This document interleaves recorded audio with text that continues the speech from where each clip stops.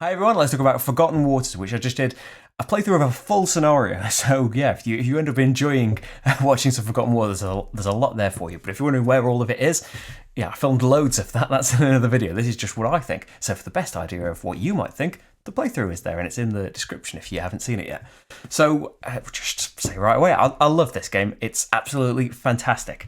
So the Crossroads series, Dead of Winter, Gen 7, and now Forgotten Waters, they've done it in, they've got that core concept of what Crossroads is, these random story events that, in Dead of Winter it was, the player to the left of you drew a card, and if you did a particular thing, then it would trigger it. And Gen 7, I remember that the Crossroads didn't really happen in this, and now it's controlled by, the app, which, like a deck of cards, even if you're typing the same numbers into this app, different things can be happening to you all the time. And so, with the history of it, I kind of overlooked Forgotten Waters to begin with, because Dead of Winter, I was so excited when that first came out, and we really enjoyed it for a while, but ended up moving on from it in the end. And especially, the semi-cooperative nature, which I know you don't have to play with, but yeah, that's been totally turned off semi-co-op as a mechanism for us. And Gen 7, really liked the idea of it. It did suffer a little bit because it wasn't supposed to be for two players, and we played it as two players with a kind of ghostly player. You can see a playthrough of Gen 7 that I did at the time, but it was trying to tell not an entirely serious story, but it was trying to have this big campaign game where you would play over these multiple sessions, which, yeah, in the past I've really, really enjoyed, but partly down to the gameplay and partly down to the story as well. It didn't grab us at all, and we didn't get that far into the campaign of it. So Forgotten Waters, I feel like they've, I don't know, I haven't read any design diaries or anything like that, but it feels like they've kind of learned from that experience. I don't know if that was a widespread opinion or if we were outliers for it, but this still takes that kind of scenario-based approach and multi-game approach. Like, it's designed for this to take 2 sessions to do a scenario of it. There's a very clear delineation of, this is the end of part 1. Would you like to save now? Because you've probably been playing for a few hours and you probably don't want another couple of hours in this right now. You can do it if you want to, though. So it's got the multi-campaign thing, but the story is, and maybe just the feeling of the game, it's just trying to tell a daft, funny pirate story.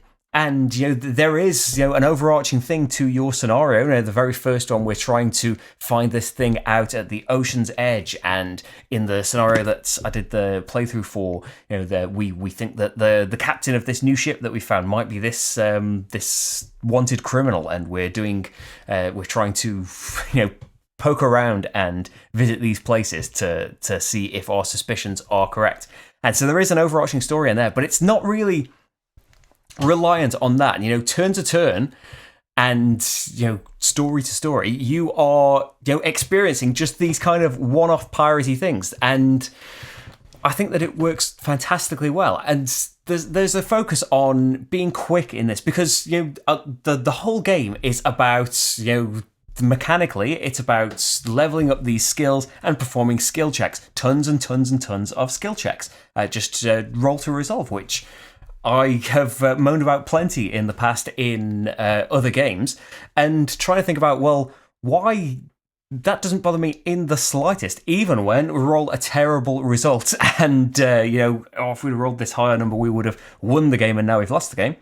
Doesn't bother me in the slightest in this, and I think that the emphasis is that you're doing it so often and so quickly. It's not like a game where you've spent all of this time planning this thing out, and we've come together, we've put all this thought into it, but now comes the moment of truth, and we draw something out of the chaos bag. It's all about which game I'm talking about there. And, none of that matters now. All of your discussion was irrelevant because the bag says no. Well, in here, it's just, it actively encourages you. There's a timer on the rounds. It says, don't read what the actual action is going to do. Just look at the symbols to get a vague idea of it, and the titles of the actions, like, feed the crew, go fishing, fight the enemy crew, visit the captain's quarters, things like that.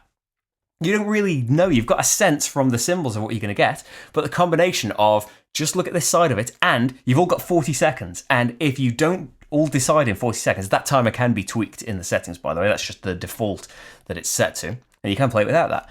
But yeah, that combination of things is just urging you to just make a decision, just go for it. It doesn't really matter. Like, well, yeah, you need to do some things, and if you just randomly pick things, you're probably not going to get that far in it. But yeah, this isn't some kind of heavy think it all out. You need to give it some thought. You need to see that, oh, well, the thing I'm taking is probably going to need a load of supplies. We know loading cannons need supplies, and we haven't got any supplies. So one of you is going to have to go in that. There's still cooperation and planning going into it, but I think there is a kind of... The game wants to push you to just let it go. This is just a laugh through it all. We're trying to win still. We are trying to experience all of the story, but we are just trying to have more of these funny little adventures. And you can do... There is planning ahead things. There's scouting out and trying to find a good path to where you want to go. And you start to get a bit of an idea of... You've got no idea exactly what's going to happen, but when the tile comes out and it's all dark and lightning and stuff, okay, we're probably going to get in a storm if we go on there, and we have to stop on that tile. So we probably want to try and go around that because the ship's pretty beaten up now, and if the hull takes another few hits, then we've lost the game. There is a nice kind of splitting up of the tasks. Now, obviously, I've only played this 2-player and solo. There's a lockdown, isn't there? But having all of these things isn't much of an overhead for one person to do, but it's a nice thing that, oh, well, we need to do this thing. We need to write this thing in the ship's log. It's the scribe's job to do that. And it's your job to be looking after infamy and the supplies and stuff. And so having all of these in front of you, it will likely encourage communication in games with more players as well. That you need to go and ask the person looking after the supplies. I can't remember, is it the quartermaster or the boatswain is the... to keep track of the hull. I like that because it's pronounced so strangely. But yeah, that's a nice little thing. It's not too much for you to be doing it just by yourself. Even it's only like some tracks, but it's a nice thing to split between the players. I think that's just like, yeah, that is, still might be a downside for you. That it is just loads of dice chucking. It isn't any kind of real heavy strategy and brain burning and stuff. And I don't want to make it out to just be just some frivolous thing that just takes place no matter what you do. Your choices do have effects on it. But we've played this. I've played 3 full scenarios of it. And 2 of those have just been by myself, and one of them you can watch on YouTube. So yeah, even though those scenarios are pretty massive, we're still early on into it.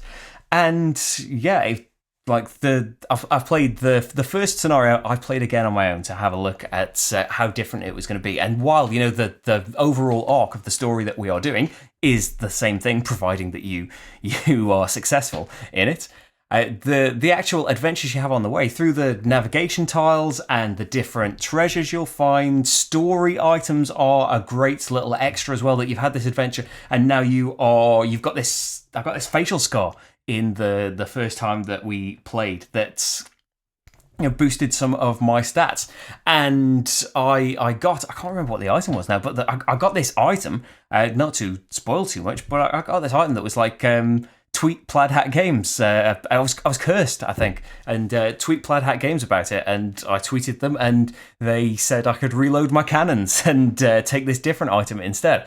There is all of this kind of like that's it's getting you to post on social media about their game, isn't it? But I really like that kind of touch, that interaction between all of the stuff. Now, there is going to be a big negative that maybe I should have mentioned earlier. That I know that it's always been a downside for some people, any kind of app integration, and it's absolutely required with Forgotten Waters. There aren't any crossroads cards, and there isn't a great big storybook to flick through to find the entries and things, and that's kind of...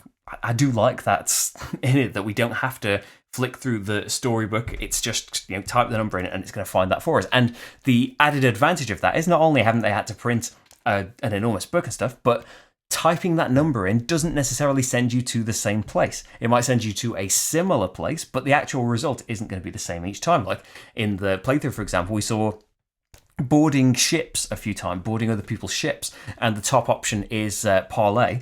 And so I ended up typing the same entry in a few times in that, and different variations of what happens came up each time. And in the in the first, I think it's just the first scenario that we played, we boarded a ship and there was some kind of renowned captain that we ended up killing in the paragraph, and you know the crew swore revenge, and then unfortunately it was the very next encounter. It would have been nice if it was a few encounters later, but then we had, you know, there was a crew member from that ship that recognised us and swore vengeance on us and stuff. And I really like that.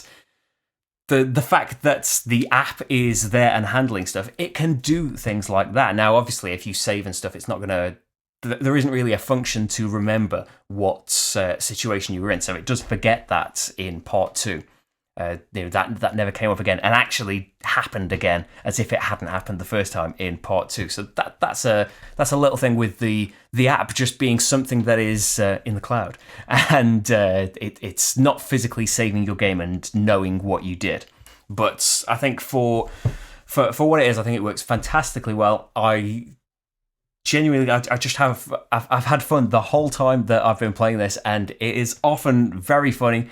And yeah, I think that's exactly what it is trying to do. It's just trying to have this funny experience. And yeah, I think it does it very, very well indeed. But the playthrough is there and will give you a much better idea of the game than anything that I said would.